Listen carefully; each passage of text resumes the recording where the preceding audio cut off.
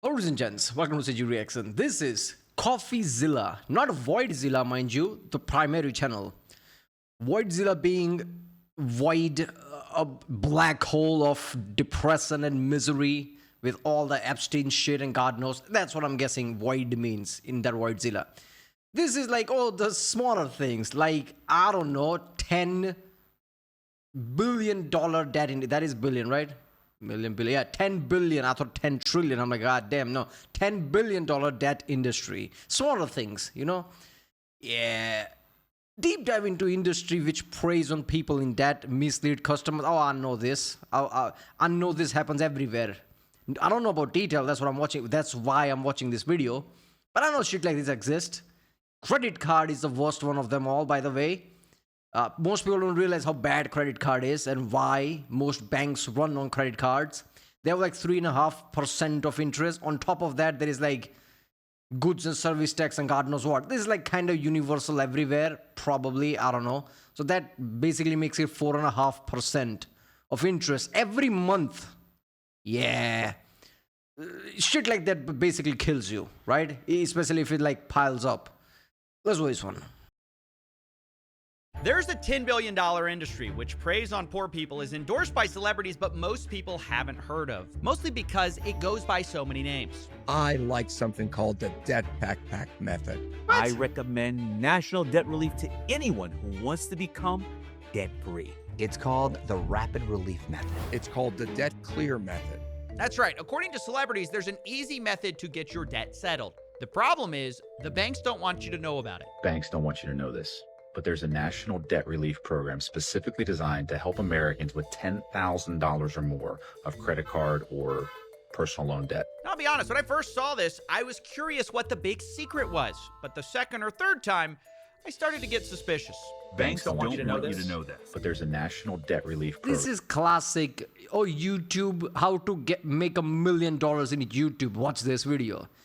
This is basically that. Everybody knows this is bullshit. This is way of getting attention and making money. There is no free. Nobody wants to help you out. And if something like this existed, you probably would know about it because everyone would know about it. There is no secret, right? This shit happens all the time. Specifically designed to help Americans with $10,000 or more of credit card or personal loan debt. they hate this program. They hate this program. They hate this program because if you qualify, they can help you settle 40 to 60% of your debt And put you on one simple payment plan for the rest. Yeah, it's pretty strange, right? And as I investigated, what I found was there were thousands of ads like this with a bunch of variety, micro-targeting different groups. Seniors, Christians, factory workers, anyone with over $10,000 in credit card debt and a pulse. But worse, many of them were featuring total lies. Like, take, for example, this cluster of ads about debt elimination for veterans. So the Veteran Administration is handing out debt elimination for all veterans, and no one's even talking about it. Yeah, no one's talking about this headline because it doesn't exist. This is a fake photoshopped headline from the Department of Defense. Here's the real one. And these people lied about it to push veterans into debt settlement, and they used the same lie. Look, man, there is this. Oh, this is just a white collar lie. I hate that bullshit. I'm not the person who says go after news channels and news outlets. You should never do that. But this is not news. Celebrities, people with influence are saying, oh, I was just paid to do it. It's, contract killer says the same thing. I was paid to do it. They should be held accountable. If you dupe veterans, old veterans who like the last phase of their life, screw them over. And it's like, oh, this is just a white guy. Like, I did, fuck you. No. How the fuck that doesn't have any consequences? Like, this was like in the social media age, especially when influence is the biggest thing there is. Lawmakers need to look into this shit. That if you influence people, you have certain responsibility, right? And obviously there are layers to this. This doesn't mean like, oh, people just gonna left, right, gonna get prosecuted. There's a reason why you have justice system and judges. A clerk with a book doesn't just read sentences. So people always like, oh, this is a slippery slope. What if somebody does like that honey thing? A lot of big YouTubers did their honey sponsor thing. They were not at fault. Yeah, judge can, decide that they were not at fault. But some shit like this, they're definitely at fault. So there are levels. People usually escape like, that honey thing. YouTubers couldn't have known, so we can't have this law, and they just walk away. No, that shouldn't be an example, right? There are variations. Something like this, Oh, people don't know about this. Listen to this. Oh, I didn't know. No, that kind of ignorance doesn't work here. This pisses me off.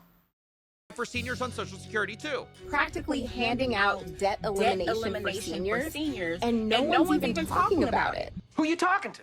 Okay, look, beyond the insanity of This is running predatory, ads man. with fake government headlines, what bothered me about this was the specific micro-targeting of vulnerable groups and optimizing it, like using dozens of AI-generated variations to optimize engagement. There's something so uniquely dystopian about that in a way that it just couldn't have existed 10 years ago. Like, take for instance this ad, which is someone talking about their personal experience getting out of debt. Trust me, I know what it's like. I racked up 4 of my credit cards to more than $30,000. But here's how I got it canceled. Yeah, except that's totally fake. There are dozens of these ad variations, which means they're somehow optimizing for click-through rate to see which of their fake stories works better. How is that not criminal? A lot of web, like platforms like YouTube literally requires you to say if something has AI in it, implying that even as entertainment, if something is fake, you need to tell it. How is influencing someone telling a false, basically a lie, not even false, it's a point blank lie. That person doesn't exist, so how can that person's debt be, deleted?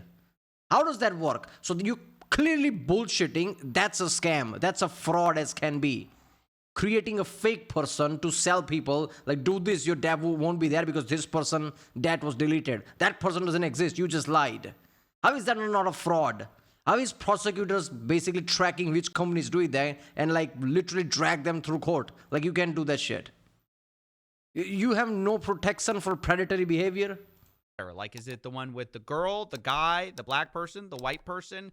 And what struck me is just for all this industrial scale fakery and lying, there is an industry behind all of this, endorsed by celebrities. It's very real, it's very profitable, and it's often predatory, but basically no one knows how it works because most of it is run in the dark with these ads.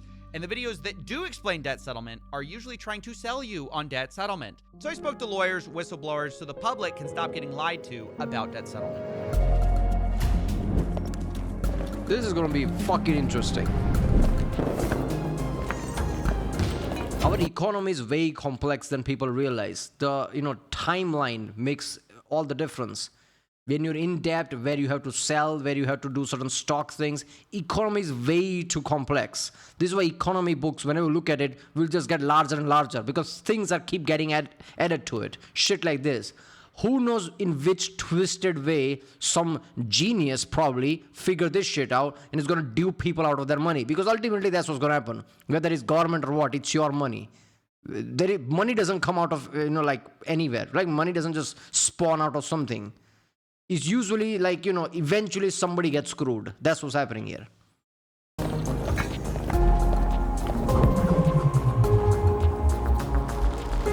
I like the intro.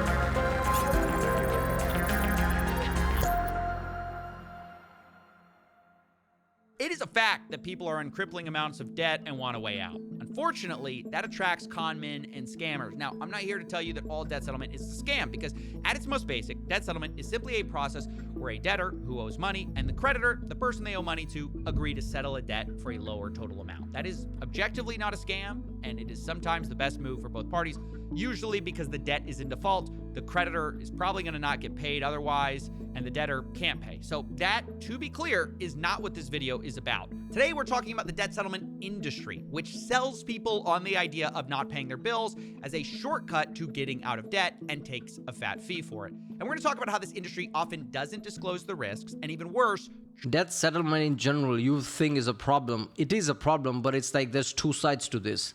A person who can't pay a debt usually settles for it. But the side effect of that is that whole, we have a CIBIL, it's called CIBIL, where I live. You probably have something like that. Their credit score completely like gets destroyed. So in future, nobody's going to lend them any loan. So there's a big effect to that. So nobody's just going to do that willy-nilly, left and right. There is an effect to it. So you're probably going to do that only when you really can't pay the loan. At that point, you're basically screwed. You're not going to get any loan in the future. The guy who's settling knows this, so they know that guy's not bullshitting. And yet now they have to recover any money they can, so they just settle. So both sides have an issue. The people who give the money are going to lose on money. People who can't pay the money are going to pay little money, but now they can't get the loan. So this is not going to like some scam thing in the future where people just take the loan and don't pay it. You can't do that so many times. Tricks people to get them in the program in the first place, which I heard about from someone who sold debt settlement for a living. Debt settlement is typically for people going through some type of hardship, whether that's divorce, a medical issue, you lost your job, something catastrophic has happened in your life to the point where you cannot afford. Divorce and medical issues are almost same. Like, that's fucked up. Yeah, probably. Divorce settlements are so fucked up, like, especially in like Western countries. I don't know, maybe everywhere. Okay, you have to pay this alimony however you have to type of shit, which is like insane to me. People can lose their job, home, and everything. Like, for what? Like, it has to make sense at a certain level. Sometimes it just doesn't make sense. It's just one-sided. So people literally have to take debt after debt just to pay that. To pay on your credit cards anymore. But that's not what we pitch to. I would say from my experience, 70+% of my clients were not in that situation. They were looking for a consolidation loan, a home repair loan, some type of loan, not debt settlement. Why were people calling you for a loan, though? Because that's what we advertise. The advertising goes through these third-party affiliates that post whatever they want. They just have to get someone on the phone, and we're responsible for That's the bullshit part. The third parties needs to drag through the fucking jail so they don't do it. Example needs to be set. How are they escaping? Oh, I was just doing my job. Nazis were saying the same thing. Oh, I was just like somebody else paid me to kill somebody. That's what contract killer says. How is this any different? Exposing that person. So you guys advertise loans, but what you actually sell is stop paying your credit cards so we can make a cut of your debt. Correct. That sounds like a bait and switch. That sounded like a bait and switch to me. Now you see my ethical dilemma. That was Miller, by the way. He was a sales rep who came to me because he believed the companies he was working for were doing things that were unethical. And he wasn't the only. What? So you telling me when you settle a debt with lower amount, these companies will take a cut of that? The guy who took the loan is going to pay the lower loan. But like I said, isn't your credit completely fucked? You're not going to get another loan after that. This is also called restructuring of the loan, which is also does the similar thing, which implied you don't have money. Nobody's going to give you a loan in the future. Right? I got screwed at one point where I had, it was like a vehicle loan, I think. Or was it like a shop loan? I don't know. I think I bought a property. I don't remember exactly. But the guy just said like, oh, you want to extend this 10-year, you'll get much lower interest in EMI. And I'm like, yeah, fuck it. Why would I not? Like, I don't care. Then I realized that count as a restructure. And they fucked up my credit. I had to battle a lot of shit. Like, are you kidding me? I have proper money in my pocket right now. I can just buy the fucking shop. Only took loan for the credit thing. Like, it increases my credit score. So future, I can take bigger loans. And you're going to fuck up my credit because of this small thing? The guy didn't tell me this is restructure, what it's called. Way too many elements there. You need to be careful with your credit score, man. You don't know what affects what. You really need to read through that shit. Especially when bankers just sell you, don't listen to them. They probably know, and there's a lot of cases, even they don't know. Don't just listen to them, go through the entire process. Only one. Two other sales reps who wanted to stay anonymous told me the exact same thing. Because they're using the bait and switch mechanic of pitching clients the entire thing. And you, as the client, are going to think that I'm going to get a loan. But then the salesperson is going to go ahead and twist words, basically telling you, oh, you don't qualify for a loan, but here's the repayment plan, it's good. And sometimes people would get confused because the sales agent would rush them into signing the contract thinking that he's going to get a loan, but he's not getting a loan. He's signing up for that settlement. Most of the people that get called also apply for loans, or they think they're applying for loans. And then when they get warm transferred to the sales division, when a lead is made, they are baited and switched onto a debt relief program. This is truly the worst part of this industry and a secret most people don't know about, that oftentimes you are tricked into getting on a call thinking you're applying for a loan, but actually they're trying to sell you on debt settlement. Look, a law is only law when it's enforced. Certain type of rules get broken. They're only applied when you're, go through the process. Patents only matter if a company who holds the patent actually sues somebody. The problem is these customers, if they're financially good enough, which some of them must be, because they're not here for debt relief, they just wanted a loan. People have money, but they're not going to put that money into something. They're probably going to get loan or something because you don't want to waste your capital. That's how business mentality works, right? You'll just pay interest, it's fine, but at least whatever capital you have, you just use somewhere else. So these people are not necessarily people who need money. So if they have money, I would say fucking sue them. So something happens. Usually people don't want to go through the hassle and like no law gets upheld because the people who get screwed, they don't have any problem. Congressmen are not going to catch on this. Senators are not going to catch on this until it becomes a real big issue, like proper, like people call them. This like, slipping through the crack. This is proper example of something slipping through the crack. In fact, I actually got a copy of a script at one point from one of these companies, and they have what's called a loan killer method, which is used when a client is frustrated and asks, I only want a loan, or won't give up on the idea of a loan. The script tells them to say, it's going to be very difficult to get a good interest loan. My partner's broker ran your name through and it came back as declined all. And then says, let me tell you why I qualified you for this debt resolution option. Again, confirming what we saw, that it's literally scripted to resell people from loans onto debt settlement, lie, which they scam. didn't know they wanted in the first place. The whole thing starts out with a lie many times. A lot of folks I've seen reach out to a debt consolidation company, or what they think is a debt consolidation company, where they're going to get a loan to pay their creditors.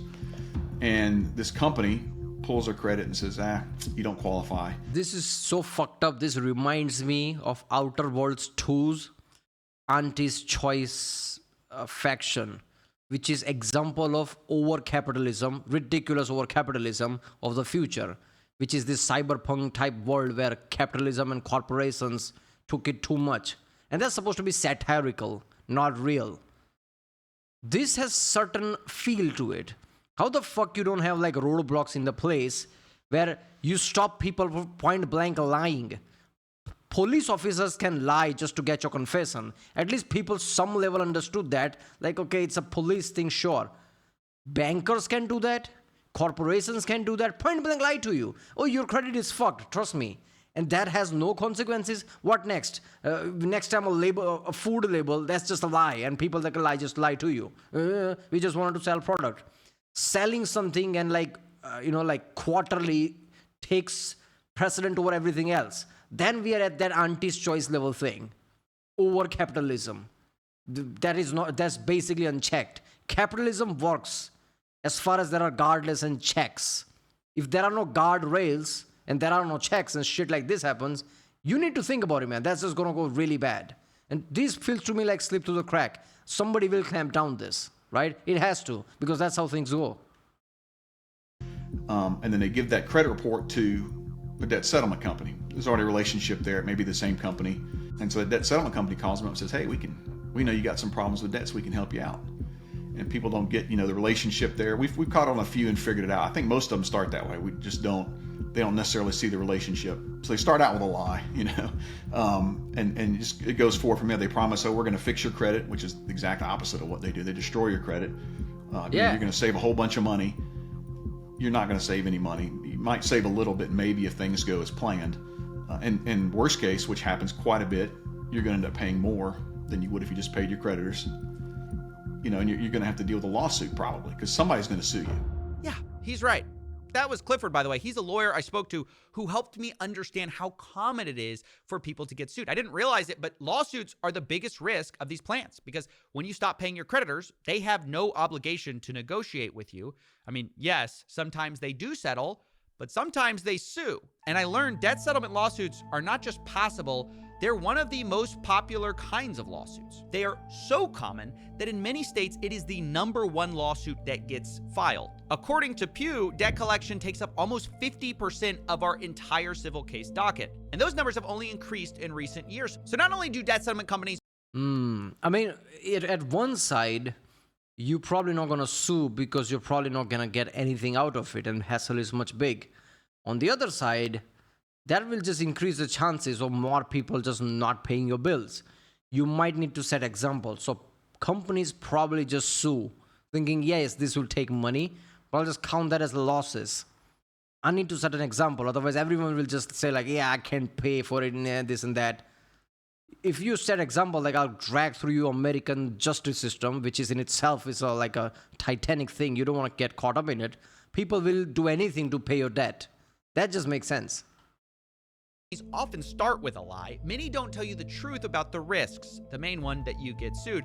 But even assuming everything goes according to plan, the fees these companies charge eat into most of your savings. See, the reason this industry has such aggressive advertising is that it's so profitable, and affiliates will say anything to get the sale. No shit. This is because the companies charge up to 25% of the debt they settle as a fee, which leaves few, if any, savings on the table for you. And to understand how this works, we'll do some quick math.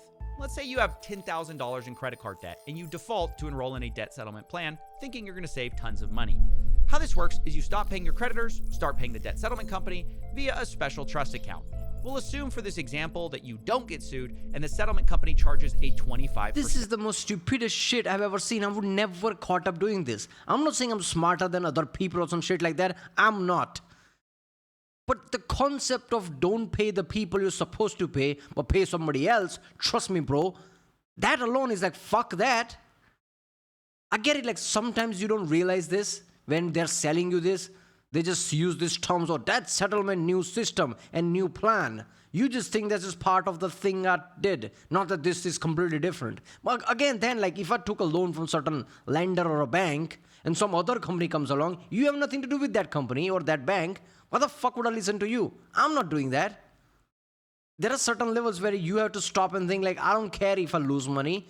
There are certain principles I have and I'm not doing that. I'll just pay the original guy. I don't care. Shit like that, man. Like you shouldn't, people like get duped a lot because they always, I want to get most out of everything. That mentality will lose you more than it will ever gain you. There are certain levels where you just have to put your foot down like, yeah, it's about principles. I'm not doing this shit. Fee. Assuming your creditor settles for 50%, you'd initially think you're getting out of debt for $7,500, saving 25%. $5,000 to your creditor, $2,500 to the negotiator. But not so fast, because you've defaulted on your debt, which means your credit card balance was growing the whole time with penalty interest and late fees. Again, we'll be charitable and assume your balance freezes after a 6-month charge-off. You're actually going to be paying more like a $12,000 debt. The interest on credit cards with tax, not to mention late fees, which I'm not even counting, usually goes over like 4% plus, right? So that's by month. So in 3 months, you're like 10-15% plus already. So if it was 8,500, by now it's like 9,500 or something in just like 2-3 months. In 6 months, that's like 10-15. Like I said, late fees could like exponentially go up. Banks can do whatever the fuck they want if you pay late. Governments not gonna have guardrails for that. Why did you pay late? Government don't care. So bank would literally justify like it's been 3 months. Now I'm gonna put 20% penalty. They can just do that. So you don't know which type of lender will put so. This is so stupid. Why would you do that? Meaning you're actually paying $6,000 to your creditor and $2,500 to the settlement company, or $8,500 total. Except we also have to add in taxes on the forgiven debt, which the IRS classifies as income. At a tax rate of 22%, that's another $1,300 you might owe, so you've completed your debt settlement program with a payment of $9,800, where your original debt was $10,000. You saved 2% with a 50% settlement. Now, of course, yes, there's a lot of nuance here, and we use nice round numbers, but the point is this.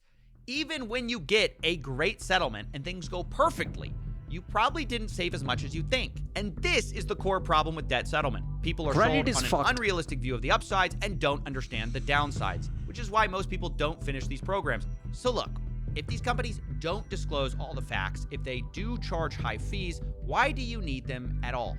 Well, these companies would argue they have special relationships with creditors that let them get better deals.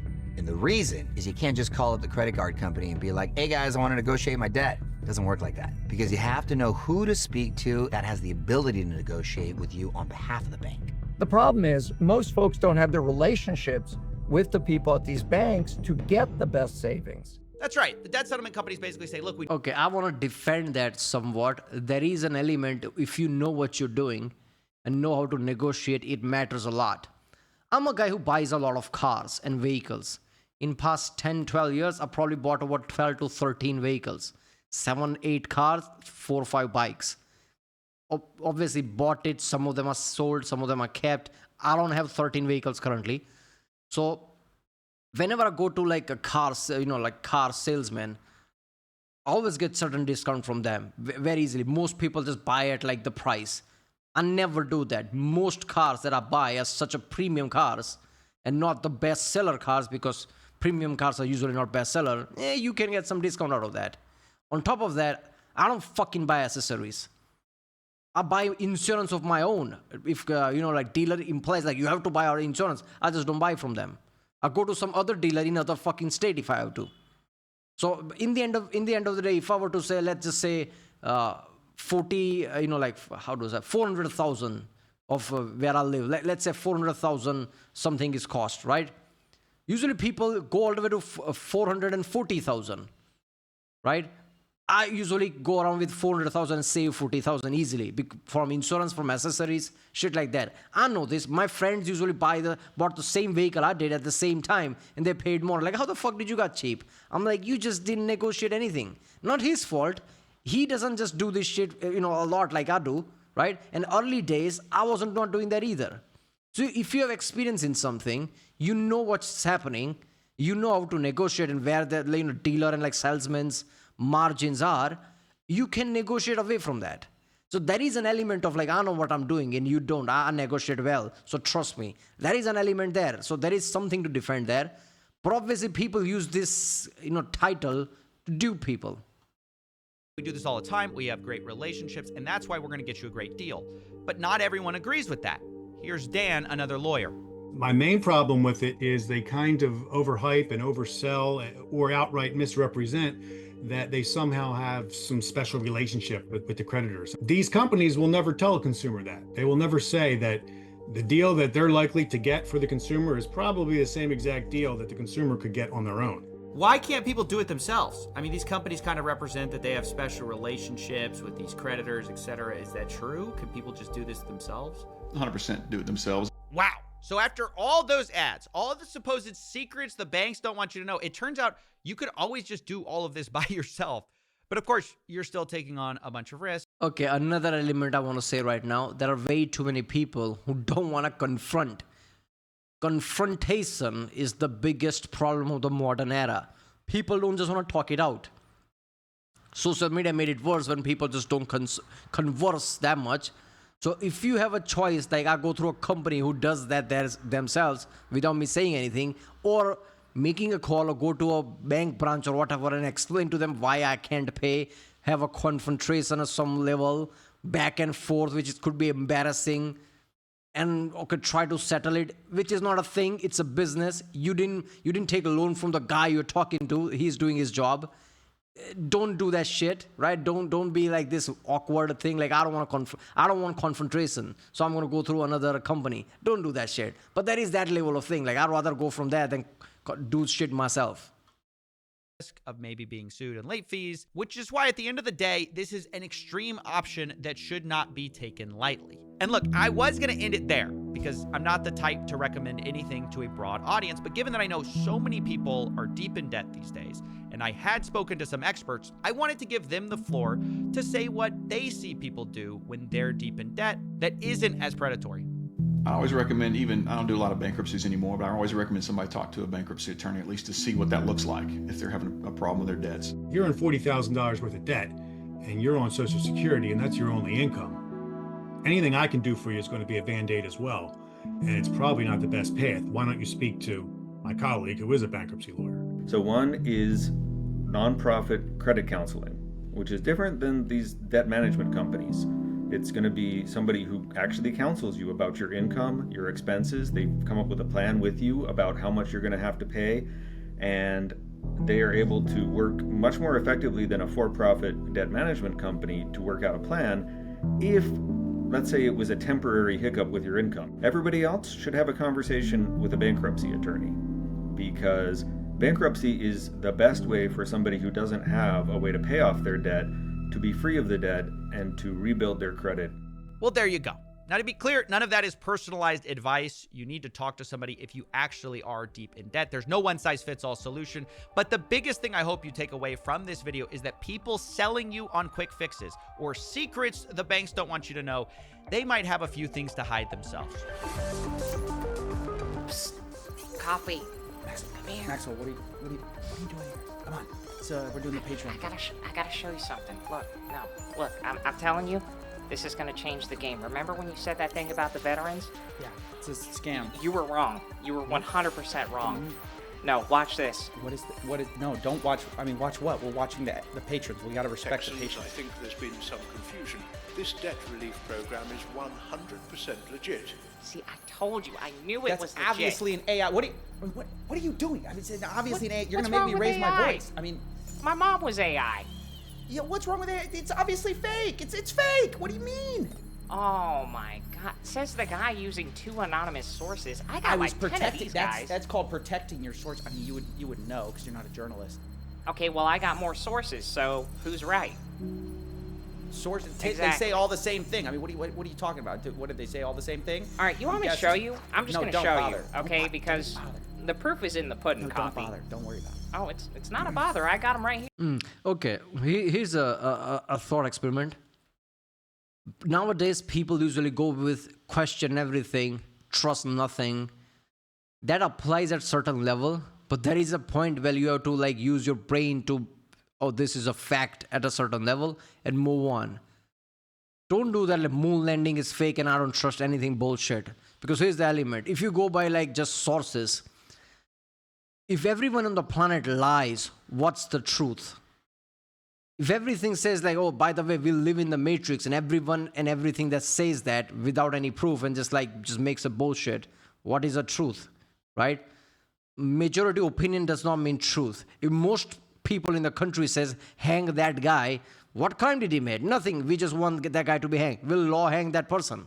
Because it's a popular opinion and people want that. No, that's not how law works. Law is not politics.